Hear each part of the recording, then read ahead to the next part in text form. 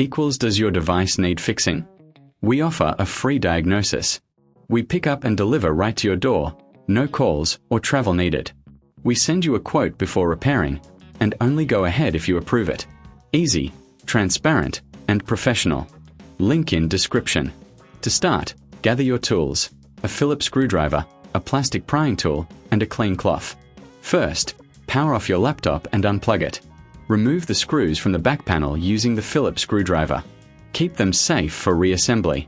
Next, gently pry open the back panel with the plastic tool. Be careful not to damage the clips. Once open, you'll see the battery. Disconnect the battery connector by gently lifting it from the motherboard. Now, remove the screws securing the battery. Lift the old battery out and place it aside. Before installing the new battery, clean the internal area with a cloth to remove any dust. Position the new battery in place and secure it with screws. Reconnect the battery connector to the motherboard. Finally, replace the back panel and screw it back on. Power on your laptop to ensure it works. Remember, for a professional diagnosis without obligation, consider our services. We offer pickup and delivery at your home, so you won't need to make any calls or travel. Get a quote before repair to know your options. Does your device need fixing? We offer a free diagnosis.